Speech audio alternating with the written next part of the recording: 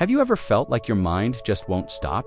Like your brain keeps running in the background, analyzing, questioning, replaying, and imagining every possible outcome? Even when things are calm, your thoughts don't slow down. Instead, they keep searching for something to solve, something to figure out, something to worry about. Overthinking can feel exhausting.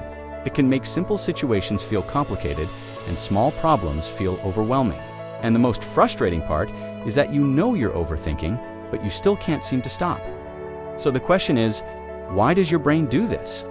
Why does it keep thinking, even when there's no clear reason to? The truth is, overthinking is not random. It's not just a bad habit or a personality flaw. It's actually a function of how your brain is trying to protect you. At its core, overthinking is your mind's attempt to keep you safe. This pattern often starts early in life.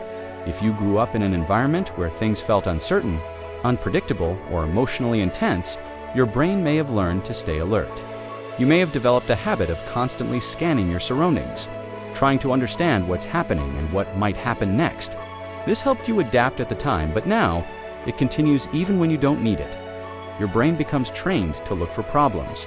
It doesn't wait for something to go wrong. It assumes something might, so it starts analyzing everything. Conversations, decisions, future plans, even small details that don't actually matter. It's always trying to stay one step ahead, just in case. Another reason your brain overthinks is because it struggles with uncertainty. Humans naturally want clarity and control. We want to know what will happen, how things will turn out, and whether we are making the right choices. But life doesn't always give clear answers. And for a brain that seeks certainty, this can feel uncomfortable. So instead of accepting uncertainty, your mind tries to eliminate it. It goes through every possible scenario, trying to predict outcomes and prepare for them. But the problem is, most of these scenarios are imagined. They don't actually happen, but your brain treats them as if they could. And that keeps the thinking cycle going. Fear also plays a big role in overthinking. This fear might not always be obvious, but it's there underneath the surface. It could be fear of failure, fear of making the wrong decision, fear of being judged, or fear of losing something important. Overthinking becomes a way to manage that fear. It feels like you're doing something to prevent it, even if it's not actually helping. Another hidden factor is perfectionism. If you feel like you have to get everything right, your brain will try to analyze every detail. You might go back and forth, weighing every option, trying to find the perfect choice. But because perfection doesn't exist, your mind never feels fully satisfied.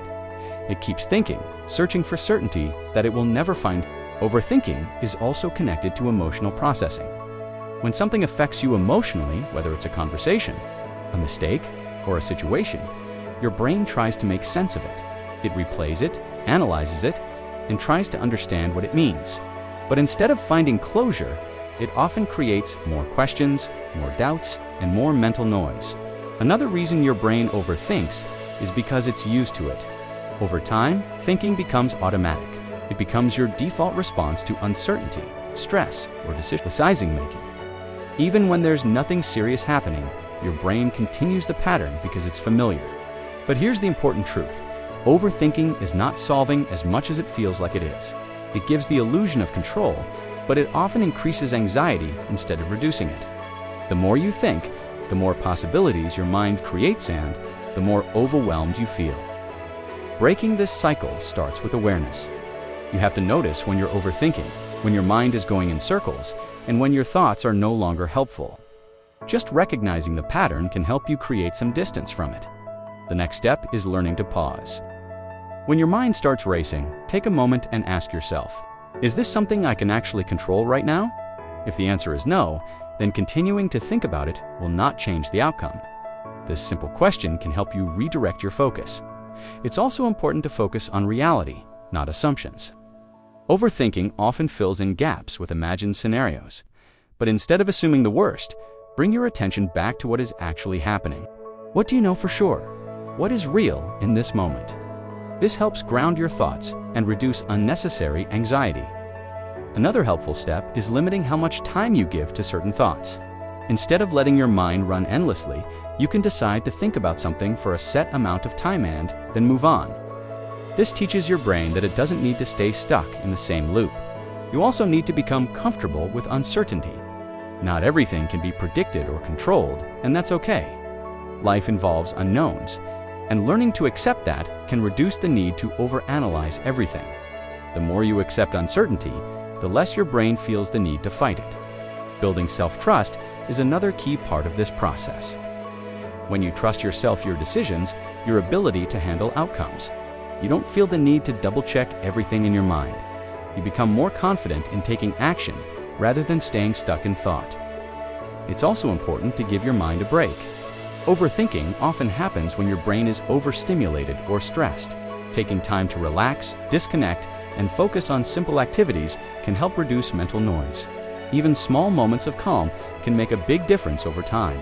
Healing this pattern takes patience. Your brain learned to think this way for a reason, and it won't change overnight. But each time you notice the pattern, pause and choose not to engage with it, you are slowly retraining your mind. At the end of the day, your brain is not trying to hurt you, it's trying to help you. It just learned a strategy that no longer works in the way it used to. And once you understand that, you can begin to work with your mind instead of feeling controlled by it. Because the goal is not to stop thinking completely, it's to think in a way that supports you, rather than overwhelms you. And the moment you start creating that balance is the moment your mind begins to feel quieter, calmer, and more in control. Instead of constantly running in the background,